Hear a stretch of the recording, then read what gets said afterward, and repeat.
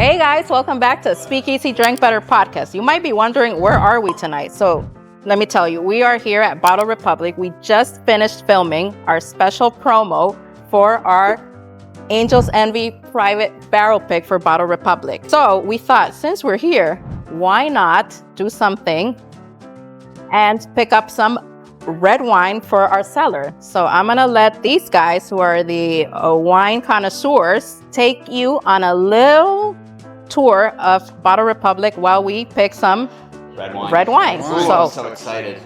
All right. Let's go, guys. Here we go. Ready? 1, 2, 3.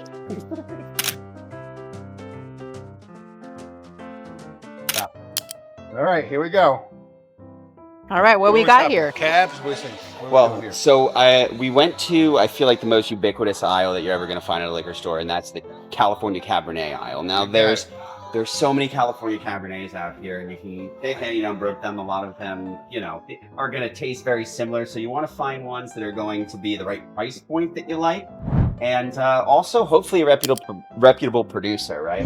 So let's take a step back, because cabs are over there, my friend. Oh, they are? You're off a little bit. Where are we at? Okay, technical lever here. Come on, let's go. With me. So, as I was saying, it's really important that if you are looking for a Cabernet, especially a California Cabernet, for me, I like to maintain a price point of somewhere around like the $15 to $20, $25 mark, because I don't want to spend a ton of money. And plus, guys, we have a big cellar in the speakeasy, so we got to fill it out, right? So we don't want to go too crazy. One of my personal favorites, actually, so it fits right in that price point, is the Educated Guess. Now, this is a Napa County Cabernet Sauvignon. It's not specifically Napa Valley. I had a chance while I was working in the wine shops to meet the winemaker here. Really awesome guy. Really kind of just has a great mind for wine, has a great mind for making the wine that is simple, enjoyable, pleasurable, but not, over extracted and gross. It tastes good. It tastes awesome. Big taste. Plus, it's not a big. We've had that one. I can not a attest. big bottle. It is It's been very around. good. It was hot for a while, and then maybe a couple years ago it was really hot. Now I haven't had it in quite some time, so hey, it's worth trying it out again, giving it a shot. I would say so too. There's another wine here that I really like. If you want to spend a couple more bucks, Smokescreen from Napa Valley. If you can even find this, this is a really great bottle of wine. What do you think? It's about $10 more, but definitely worth it. It's going to last for a long time. You're going to be able to let that sit in the cellar. Is it 21? Is it 23? So, Yeah. It's a couple extra bucks. Oh, yep. A little more time in the barrel too, of course. But really delicious wine, slightly different, but both very enjoyable. So Turley Zinfandel. So for me, Zinfandel is such a great option for people who love Cabernet from California. This is slightly bigger in terms of alcohol, but also in fruit. For me, I really like this because anybody who's getting used to wines that are maybe of a little bit of a cut above, a little bit better pedigree, this wine is kind of a unicorn. You really don't find this. So if I ever see Turley in stores for $35, I would pick this up just to have a bottle. This is the juvenile from 23. Right? If you guys haven't had this is ridiculous. High All red. right.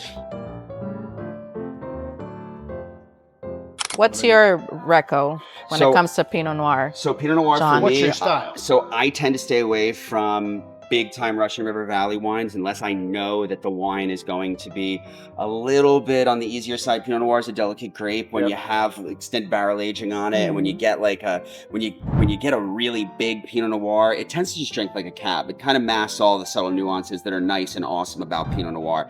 So that's why when I buy Pinot Noir, I typically buy Burgundy.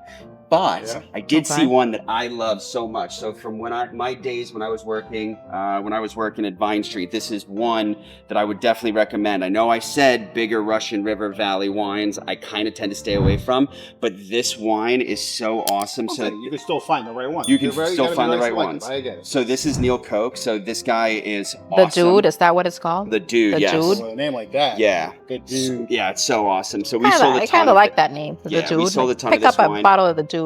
All of this All wine right. that's made, I mean, he does all this by hand. It's a fantastic winemaker, and it's $22. We're up to 4. All right, we got 4. All right, let's keep going. Under what I should Where are do. we at with blends? Are you liking blends? Anything interesting? I love red blends. In fact, I just found one of my favorite red blends in the whole wide world.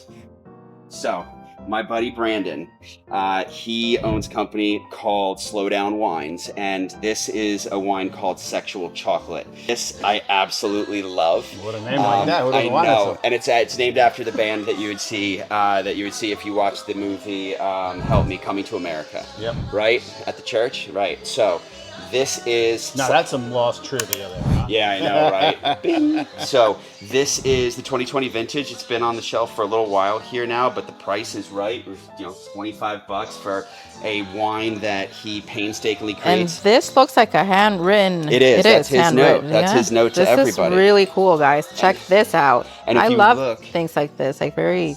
Brandon puts his Unique. phone number on every bottle, so you can tell him, you send him a text and let him know what you think of the wine. That's pretty wild. Yeah, but that's the thing. I mean, he puts his name and his number on this, but this is a Remember, wine kind of a- text it. This is if I'm not mistaken, it's kind of a GSM blend, so Grenache, Syrah, and Ved. I can't totally remember, but he actually, the story that he told me was that this was the first wine that he ever really made, and this is in college. He made this wine in his bathtub. Really? Yeah, this blend. Well, that's a It wasn't story. jungle juice, that's for No, sure. it definitely wasn't, but this is what sparked his love of wine. All right, we got 5. Yeah, so it's really interesting. So it looks like he has some Baijiu. It looks like he has some cool stuff from China. Wow, yeah, this is awesome. Oh, we've had this one. This is Archibald good. Ferrer is awesome. One of my favorites. So if we're From in, Malbec. Catena is always my favorite. so Always a go-to. Can't go wrong. one of my favorites. I love Archibald Ferrer. Santiago Archibald is an absolutely fantastic winemaker. But what I would say for me, I always really liked Malbecs that are This one looks good too. that are a little bit drier, a little bit more Argentine, and I can call it Argentine in style, less what we were talking about before, big barrel aged, lots of fruit, really boozy. I feel like that really doesn't do justice to proper Malbec. Let me see if there's something here that I can pull out, that I can Pull it out. for now. Yeah. What's calling This is- your name? This is where I'm at. So Tonel 46. This is a great bottle of wine. So this is Bodegas Toneles. For me, I really like this because not only does it have a touch of that kind of deep, rich fruit, but it also is a little bit drier on the palate. So for me, I don't want something that's going to be big and alcoholic for Malbec. So we can go with something like this. And at this price point, let's see, yeah, 10.79. I love that. That's a crowd pleaser. This is one of those bottles you can open up if anybody's coming over your house and you want to just pop a bottle of wine that you don't want to worry about. Oh, I agree. Awesome. So So- we got 6.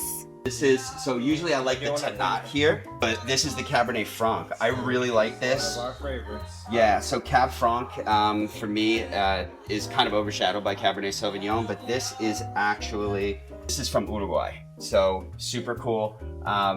You don't see a ton of wine from Uruguay getting True, imported yes, in the United it's- States. It hasn't really hit the Look at mainstream. that. Yeah. I had a lot of Tanats. Yeah, this will be super tasty too. I mean, it's spicy, you get some black tea notes on this, but it's also not soft with tannins either. It's really, really supple, really nice. Hey, listen, we did a tasting of the Spanish wine. Remember, go back a couple episodes. We had the Spanish wine tasting. There was one bottle of red that we tasted, which was bang. Do you remember Yeah. which one it was? Shoot. Man, I wish you go check out the episode. You guys should Gotta go go back to the episode. back and see. watch your own episode. Sometimes when you go to wine stores, you can find deals like they do a certain percentage off case price. So they do that here at Bottle Republic too. But always ask just in case. You know, you don't know if there's a discount for volume, but if you buy more bottles, don't be afraid to ask and see if there's maybe a discount, right? Yeah. So for me, I really enjoy a couple of these, but one that I really love Rioja. I was like is looking this at those. La Rioja Alta. So this is the Viña Alberdi. This is a Rioja Reserva from 2020, solid vintage. This will last for a long time in this bottle, but it's super delicious, 14% alcohol, and it's like, I don't know, one of the better food wines that you're gonna find. So it kind of plays with anything you want to throw up against it. And I don't know, for me, I love drinking La Rioja Alta, and I think All right. I think this is All right, this let's is go. the Who's winner. next? I think you guys have had the Terre Blanc Syrah 9. before. Oh, and by the way, I think we grabbed the Tonel Cabernet Sauvignon, which is totally cool. Again, a little bit lower alcohol, super delicious. And if you dig Malbec, you'll dig Cabernet too. Who grabbed that? I didn't grab that. You did. I did grab that. Okay. So next one I really love. This is Terre Blanc. So this is a producer. This comes from Martine's Wines originally. I got a chance to sell this, and one of the best-selling wines too that you can find by the glass. Terre Blanc is spectacular. All natural wine, no fining, no filtration, no pesticides, no nonsense, and great price, $16. All right. Well, Great. While we're here, Okay, so real quick, I don't think that any wine shop is complete personally without an Etna Rosso. So for me, Donatore is a great producer, really classic old school producer. So this is going to be Nerello Mascalese and Nerello Capuccio. So 2 native grapes, 2 Etna, 2 Sicily, and super, super delicious. 2021, so this is kind of on that cusp. You can start to open it up, but if you guys like fresh, delicious wines with a nice spicy nose to it, and just I don't know, all the happiness that you're gonna find from Italy, Sicilian wines are freaking awesome. one of my favorite. So, All right, one done? more, You got- one last one. Did we get Which one Chianti? will it be? Chianti for sure. So Silvio Grasso, this is an incredible producer that comes from La Mora. La Mora is so cool because it's kind of the catch-all of all the great terroirs of Barolo in the Langhe. Come on through, sir. No worries. Say hi to the camera. What's up? Yeah. So this is the Langhe Nebbiolo. So this, if you guys heard Barolo, Barbaresco, anything like that, Langhe Nebbiolo is the younger wine, right? This is a classification. Think of Langhe as like as the big overarching category, and Barolo as that individual town that is producing wine under certain rules. Now, this is this wine comes from Michael Skurnik, which is probably the best importer, well, one of the best importers in the country. I won't say best, but I love this. I've sold a ton of it. I've drank a ton of this, and for me, this Nebbiolo is probably the best food wine that there is. So this right. is great. All right, and this throw will 'em in last the cart. forever. And that's Well, a wrap. that's it. Well, guys, We got our 12 I think bottles. we gave you guys a little bit of a taste of a random selection of some red wines. Listen, there's a lot here. It wasn't totally random. Listen, we'll put them on the link or show you some pictures so you can get Yes, some pictures. we are definitely gonna be. The names of the wines we just picked will probably Yeah. pop up Someplace, here. or we'll put it up on the website. So Yeah, you know we'll what give a we list. picked. Instagram, so you guys, Yeah. there's a lot there. But as always, we have to get out of here. The store needs to close eventually, and we need to go taste this wine. Rock But and roll. as always, guys, thank you for joining us. Hopefully, there's another educational episode. Next episode, we'll be back down at the Speakeasy and enjoying some of these great tidbits, some of the stuff we Yes, got thank here. you for joining us on our little shopping spree here at Bottle Republic. I really love that we are off location and someplace else, and I'm super stoked we got a chance to do this. So guys, as always, follow, like, subscribe, and drink better responsibly. Bye. Thank you. Peace.